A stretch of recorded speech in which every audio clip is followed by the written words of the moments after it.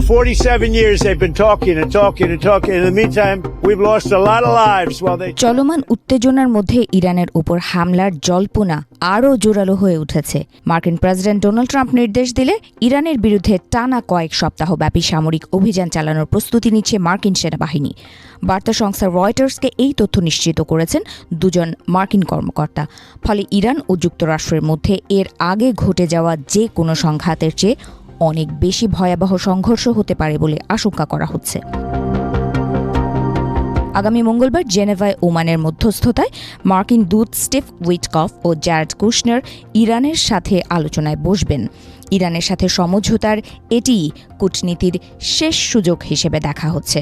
মার্কিন পররাষ্ট্রমন্ত্রী Marco Rubio বলেছেন, ইরানের সাথে সমঝোতায় পৌঁছানোকেই গুরুত্ব দিচ্ছেন ট্রাম্প। তবে ইরানের সাথে সমঝোতায় আসা খুবই কঠিন, আর তাই মধ্যপ্রাচ্যে অতিরিক্ত বিমানবাহী রণতরী, হাজার হাজার সেনা ও অত্যাধুনিক যুদ্ধ বিমান মোতায়েন করে সামরিক শক্তি বাড়াচ্ছে মার্কিন প্রতিরক্ষা সদর দফতর পেন্টাগন। ধারণা করা হচ্ছে, ইরান পরমাণু চুক্তিতে সই করতে রাজি না হলে হামলা চালাবে যুক্তরাষ্ট্র। এদিকে গত শুক্রবার উত্তর ক্যারোলিনায় মার্কিন সেনাদের উদ্দেশ্যে ইরানে শাসন পরিবর্তনের ইঙ্গিত দিয়েছিলেন ট্রাম্প।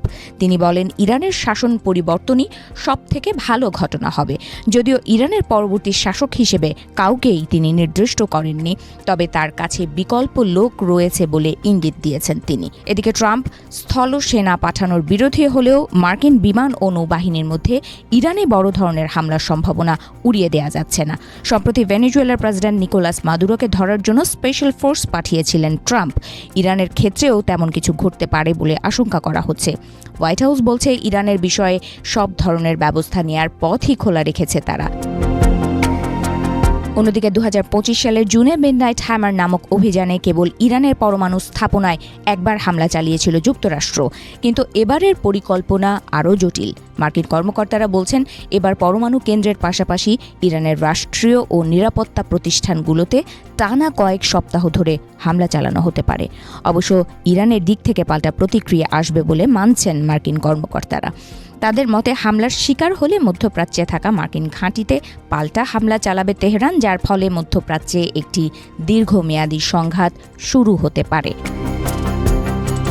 এদিকে যুক্তরাষ্ট্র ও ইরানের চলমান উত্তেজনার মধ্যে নতুন দাবি নিয়ে এসেছেন ইসরায়েলি প্রধানমন্ত্রী বেনিয়ামিন নেতানিয়াহু। যুক্তরাষ্ট্রের সঙ্গে ইরানের যে কোনো চুক্তিতে ইসরায়েলের নিরাপত্তার বিষয়গুলো অবশ্যই অন্তর্ভুক্ত থাকতে হবে বলে মন্তব্য করেছেন তিনি।